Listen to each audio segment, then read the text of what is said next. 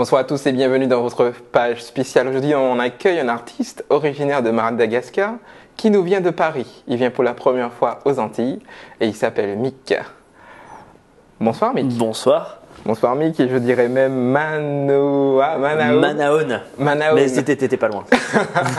Donc c'est un mot qui veut dire bonjour en malgache. En malgache. C'est ça. Donc quels sont tes liens avec Madagascar? Tes parents sont originaires de Madagascar, T'as tout dit. Mes parents sont originaires de Madagascar. Après moi j'y ai jamais vécu. J'ai vécu à l'île de la Réunion. Oui, Par contre, assez similaire aux Antilles finalement en termes de climat et d'ambiance presque. Donc j'ai passé 16 ans de mon enfance à l'île de la Réunion et maintenant je suis de nouveau parisien. Mais c'est vrai que voilà, d'origine je suis malgache.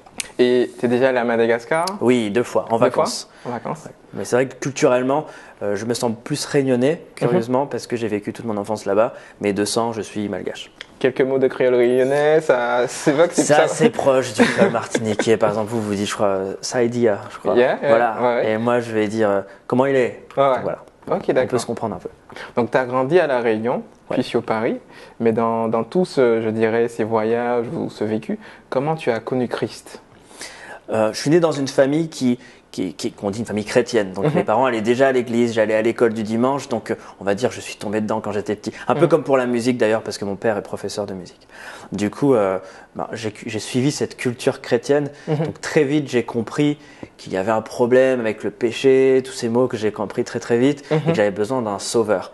Pas de problème, à 11 ans, je me fais baptiser, j'accepte d'avoir Jésus comme sauveur.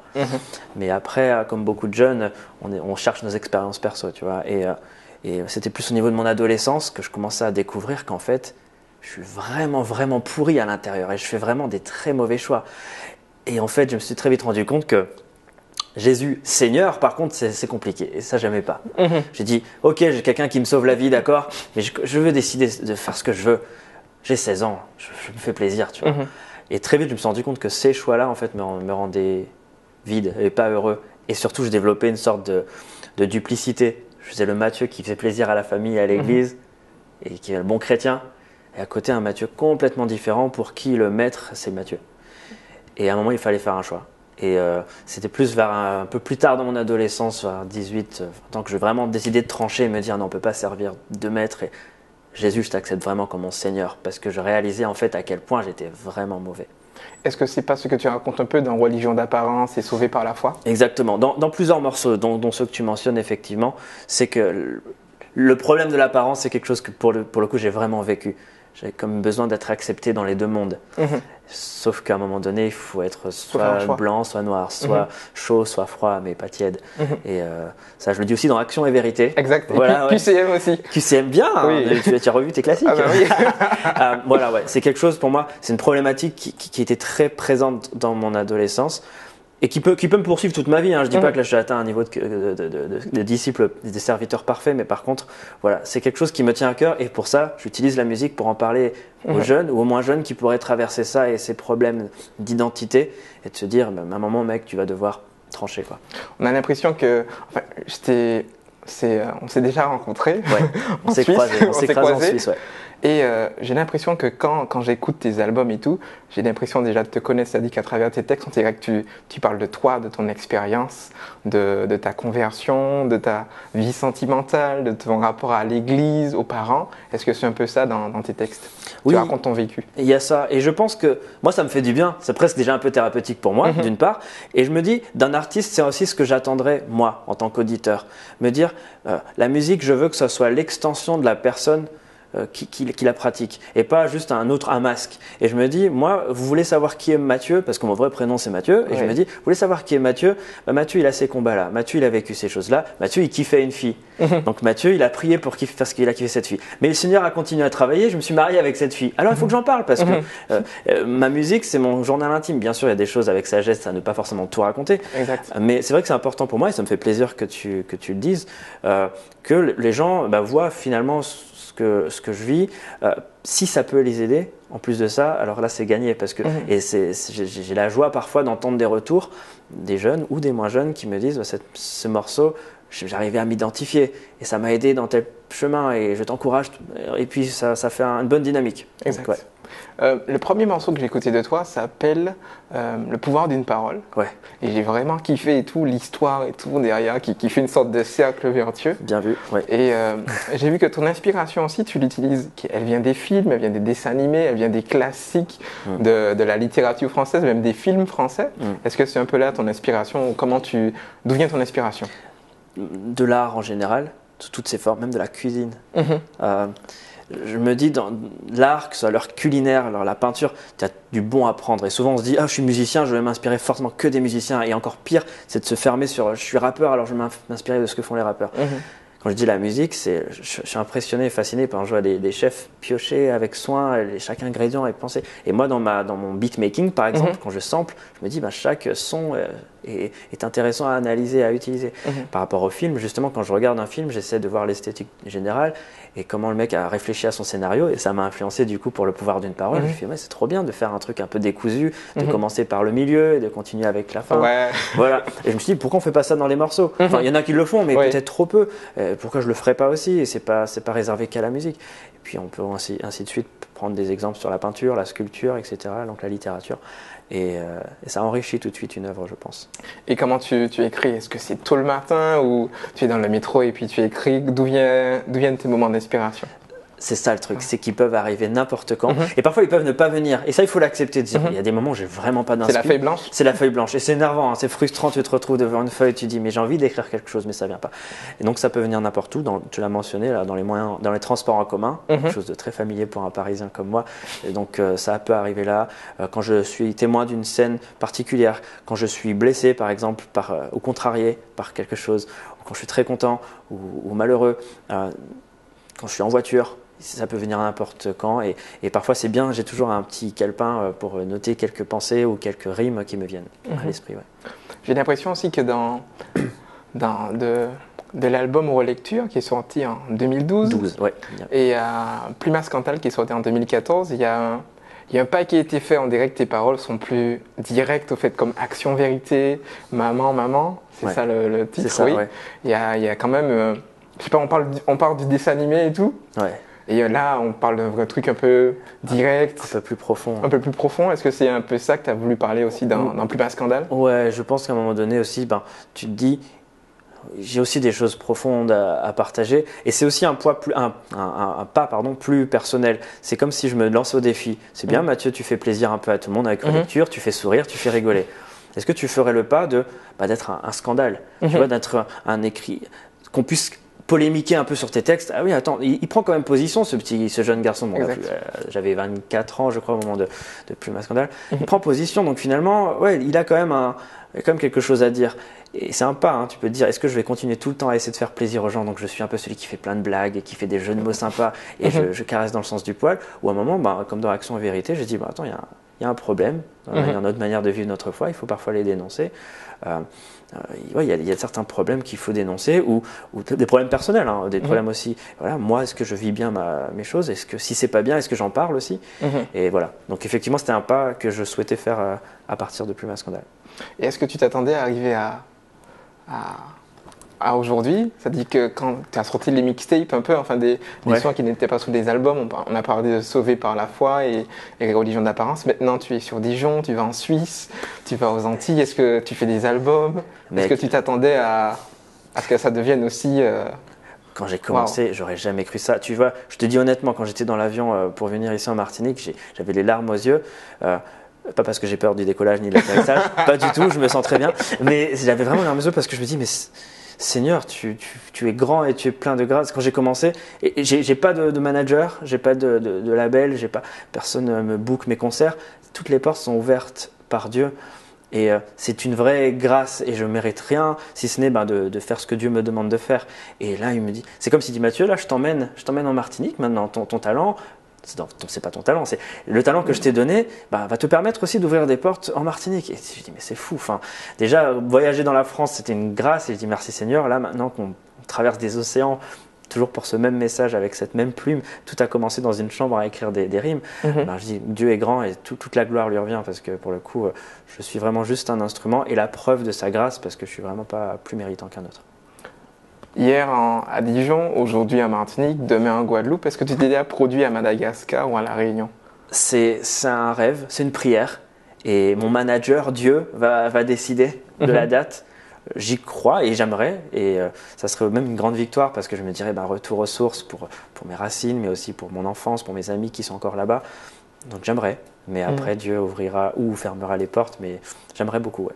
Et comment tu as... Donc c'est Bruno et Gilles de l'association Holy Music Events qui t'ont contacté. Ouais. Et comment tu as perçu leur invitation? Tu as dit, waouh, c'est quoi ces relous qui m'envoient des spams et tout? Non, pas du tout. Pour le coup, déjà, ils ont été super, beaucoup de tact, beaucoup de politesse, j'ai beaucoup aimé le contact. On avait très, très humain et voilà. Et puis, attends, tu peux pas refuser un concert aux Antilles déjà. Et puis, j'étais aussi très honoré parce que je me dis, voilà, ils vont jusqu'à cette démarche. C'est des mecs qui sont jeunes, hein, et c'est pas des vieux qui ont fait ça toute leur vie. Ils ont eu l'audace de faire cette démarche et dire, on va le contacter, on va voir si ça prend parce qu'on a envie de travailler en tant que frère, bras dessus, bras dessous pour parler aussi à la jeunesse martiniquaise. Du coup, j'ai beaucoup apprécié la démarche et ça s'est bien fait. Et puis maintenant, je suis là, donc je suis surtout très reconnaissant. C'est plus à eux que je suis reconnaissant pour leur travail aussi. Ouais. Est-ce que tu te considères comme un rappeur ou plutôt comme un poète de rue? J'aurais préféré poète. Déjà, d'une part, parce que j'ai voulu être poète depuis le début, quand j'ai commencé à écrire vers 15-16 ans. Oui. Avant même d'être rappeur, je voulais pas forcément être rappeur. Donc déjà, je serais plus content qu'on reconnaisse plutôt la qualité de la plume plutôt que la qualité d'un flow ou d'un charisme ou tout ça. Et puis aussi en termes de com, pour pas te mentir, auprès des églises, vaut mieux que tu dises de la poésie en musique plutôt que on va nous inviter pour un concert rap. Là, tu peux être sûr qu'il y a une certaine tranche d'âge qui va pas venir. Donc rien que pour la com, je trouve que poésie c'est beaucoup plus classe et peut-être même beaucoup plus juste parce que j'aime être un peu en décalage avec cette culture rap où on entend un peu plus d'agressivité, je pense. Que moi j'essaie de plus en mettre en avant. De bling bling, C'est ça, de trucs un peu gangster. Ils sont pas tous comme ça, attention, il y a vraiment du rap que j'apprécie énormément. Mais c'est vrai que si on peut me détacher pour dire que lui il va plus mettre l'accent sur la poésie et sur la qualité de l'écriture, ça me conviendrait plus en fait. Et est-ce que tu as déjà rencontré des oppositions? Waouh, t'es rappeur, frère. Bon, certaines églises ou certaines personnes qui te disent le rap c'est du diable, faut pas en parler et tout. J'ai entendu ces discours de manière générale. Après, pour moi personnellement, j'ai jamais été vraiment attaqué, merci Seigneur. J'ai déjà senti bien sûr du scepticisme, des personnes qui disent vraiment. Et après là, tu es obligé de jouer un peu sur la diplomatie. Tu te dis non mais c'est de la poésie, venez quand même au concert. Et il y a toujours une bonne surprise après, des bons retours. C'est vrai que généralement je suis pas très rap, mais là j'ai apprécié. Et ça m'encourage beaucoup. Et c'est pour ça que là, même pour le concert du 6 décembre, j'invite les gens à se dire laissez-vous tenter par une découverte musicale, vous allez être peut-être surpris. Ne vous arrêtez pas à ce mot rap qui peut vous faire peur, mais je vais vous proposer de la poésie. Mais sinon, l'opposition directe, j'en ai pas vraiment connu grâce à Dieu jusqu'ici. Moi, je t'ai bien vu sur scène en Suisse et c'est vraiment. J'ai crié pendant tout le concert. J'ai une petite voix. Ah, c'était donc toi? Non, je rigole. Je rigole. J'étais au fond et tout. Je te reconnais. Et il y a vraiment aussi c'est pas seulement tu donnes ton rap ou ta poésie et tout, c'est vraiment une relation avec le public. Tu fais participer le public aussi. Ouais, et dans tes concerts et tout, et c'est. Ouais, en plus on s'amuse plus quand c'est comme ça, parce que tu passes un bon temps avec des gens et puis un peu comme à l'image de ce que je te décrivais sur mon album, c'est un journal intime, donc je me livre sur scène, je vais me livrer encore 2 fois plus. Et puis surtout les concerts que je fais seul, c'est vrai qu'en Suisse quand tu m'as vu, je crois que je t'ai accompagné quand même d'une choriste et d'un guitariste, un beatmaker.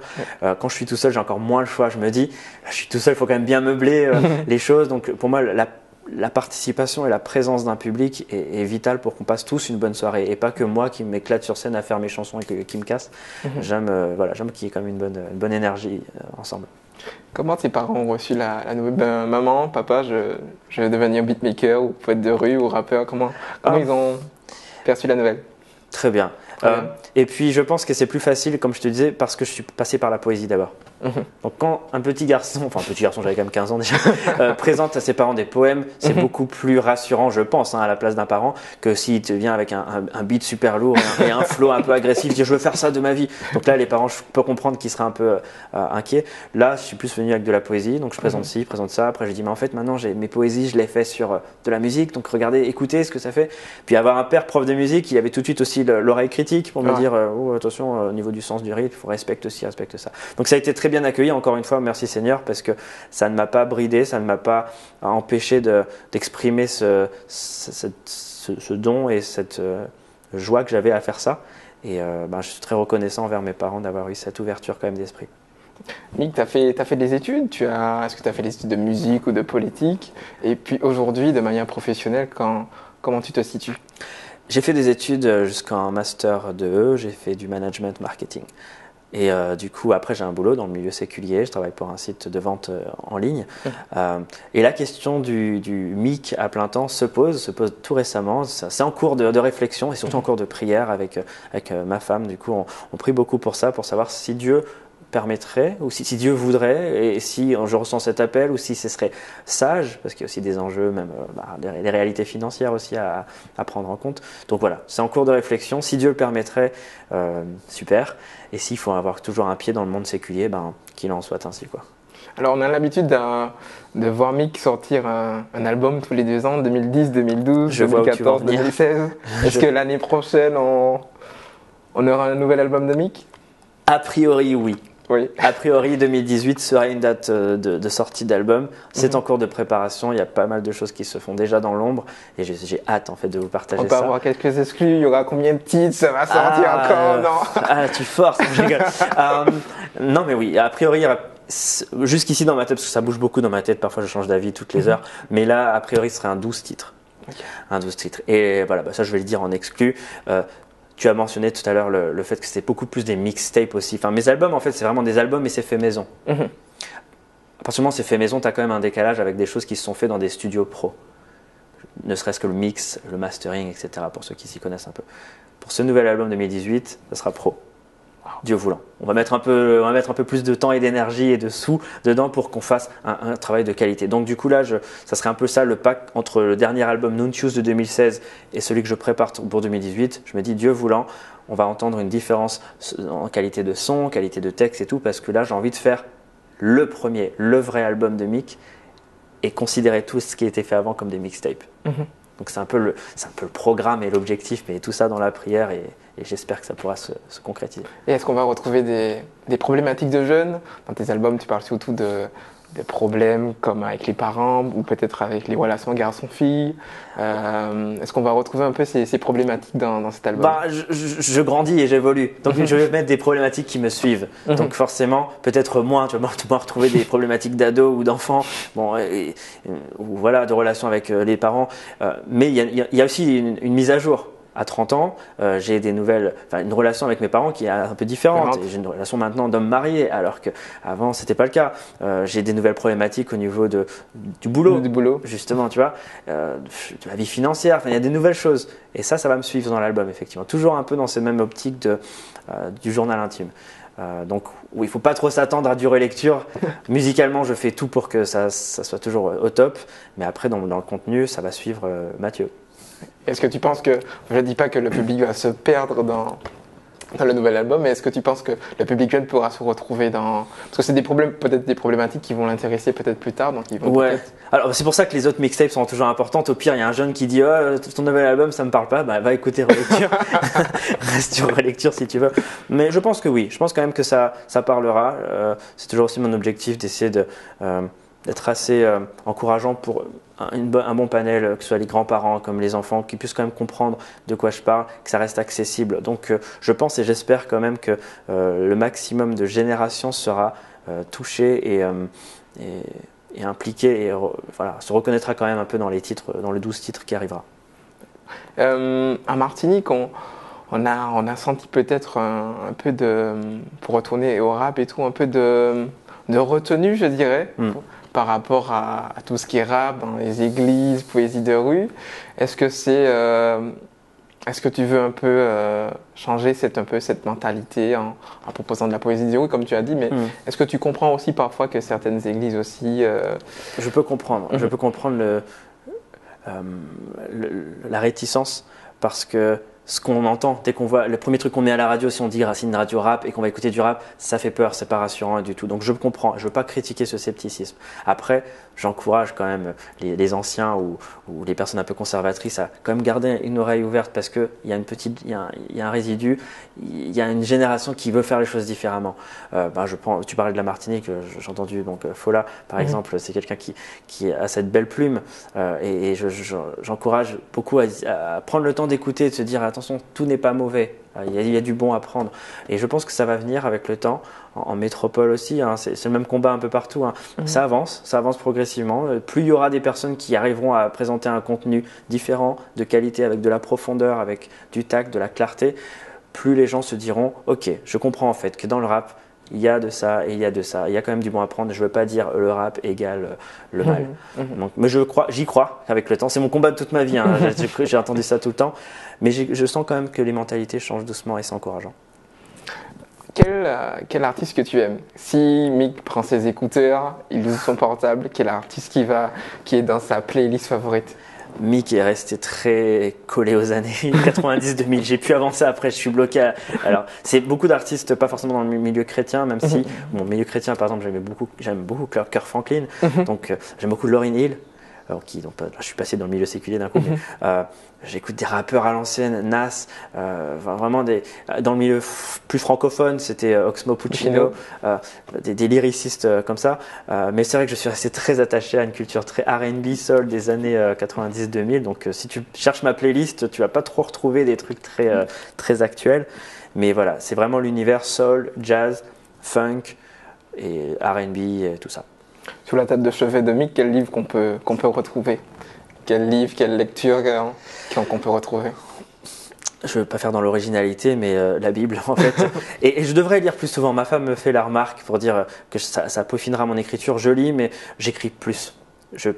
Sur la table de chevet de Mick, par contre, tu es sûr qu'il y a toujours son cahier. J'appelle ça mon Moleskine. Bon, je fais pas de pub, mais ça, c'est la marque du cahier. Et c'est mon joli cahier en cuir. J'en prends vraiment soin et j'écris tout le temps dedans. Et il est blindé. Et du coup, il ressemble à un livre parce que toutes les pages sont pratiquement remplies. Donc, j'écris beaucoup. Et je lis la Bible pour enrichir mes connaissances et donner de la profondeur à mes écrits. Mais c'est vrai que je devrais lire plus souvent un peu autre chose. Varier mes lectures. Il faudrait que je le fasse. Et quelle saveur culinaire? On a parlé de cuisine tout à l'heure. Qu'est-ce que tu aimes? De la cuisine de Madagascar, de la Réunion? De la vraie cuisine, là tu parles, pas imagée. Oui.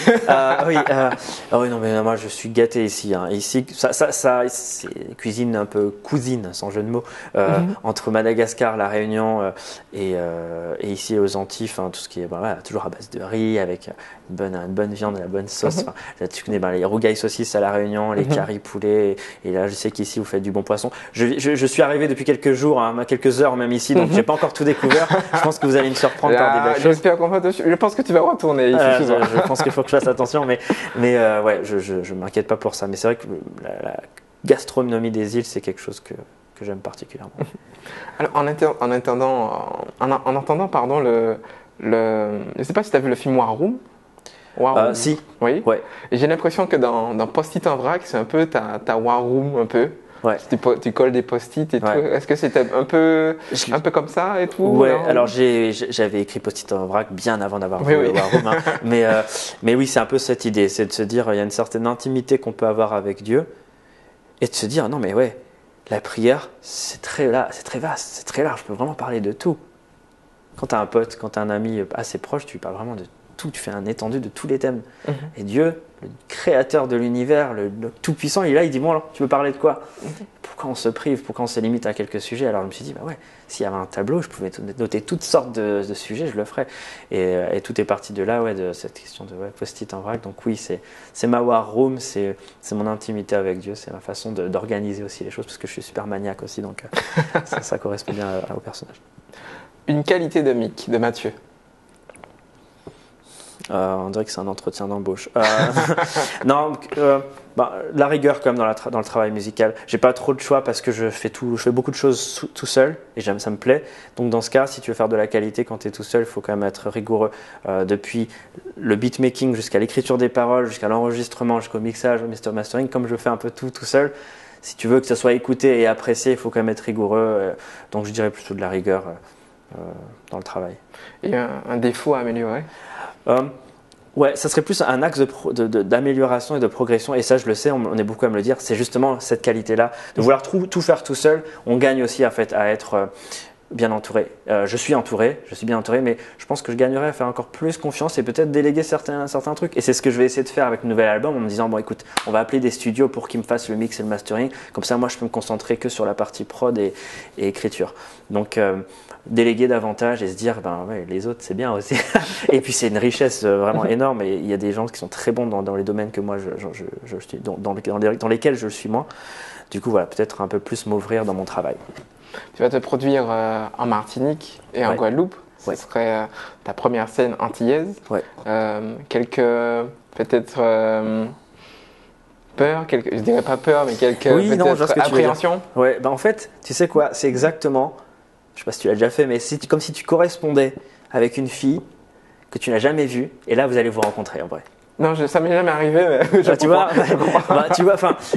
et que vous parliez, vous échangez. J'ai reçu beaucoup d'encouragement par les réseaux sociaux et par des animateurs radio aussi qui me disaient, tu sais, Mick, tu as écouté, tu as apprécié en Guadeloupe et en Martinique. Très apprécié. Ah bah ça me fait plaisir. Mais tu sais, je l'ai jamais vécu, je l'ai jamais attesté. Et là, c'est la rencontre en Martinique et en Guadeloupe. Et là, je vais les voir, et je vais l'entendre.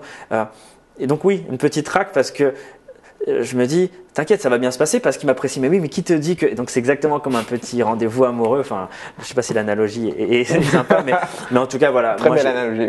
Oui. J'ai vraiment hâte. Je suis très reconnaissant, même d'avance. Je ne sais pas comment ça va se passer, mais j'ai vraiment hâte. Et moi, ça m'encourage beaucoup. Un verset qui t'accompagne, que tu aimes bien et que tu connais par cœur et qui t'encourage dans ta marche avec Christ. Dans Philippiens, ne vous inquiétez de rien, mais en toute chose faites connaître à Dieu par toutes nos requêtes, par des prières ou des supplications. Et qu'ensuite, lui, qui est ce Dieu-là qui surpasse toute intelligence, sa paix qui surpasse toute intelligence, nous sera donnée en Jésus. Ne vous inquiétez de rien, ça paraît surréaliste de dire ça à quelqu'un du 21e siècle, mais pourtant il le dit. Et faites connaître toutes choses. Et c'est les post-it, finalement. Toutes choses, tout est post-it. Mets-les, pose-les, dis-les parce qu'il écoute et ça lui fait plaisir. Et voilà, c'est un peu le verset qui me booste, surtout quand tu vis des temps un peu de doute et tu dis, non, t'inquiète pas. Il va t'écouter, il va te donner une paix qui surpasse toute intelligence. Et ça, c'est un peu mon petit moteur quand ça va pas trop bien.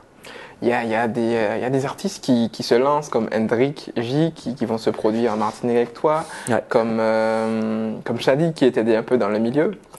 Et d'autres, quel encouragement que tu aurais aimé donner à ces jeunes qui se lancent dans la musique?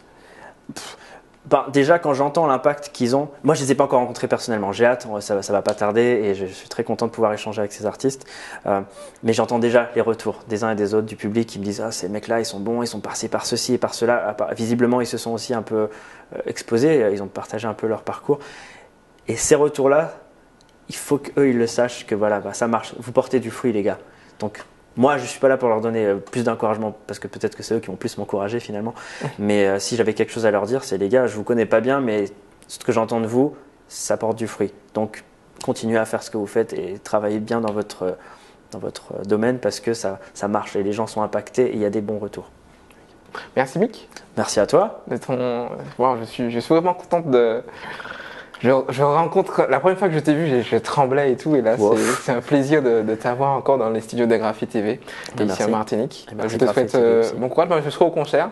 Au concert, je serai peut-être en première ligne et toi pour crier comme en Suisse et tout. Ça marche. En tout cas, je te souhaite bon courage aussi pour la suite et puis j'ai hâte pour le prochain album. Et merci pour ton accueil et pour ce moment agréable de discussion. Voilà, merci, c'était Mick sur Graphie TV. On se retrouve très prochainement avec d'autres programmes. À très bientôt.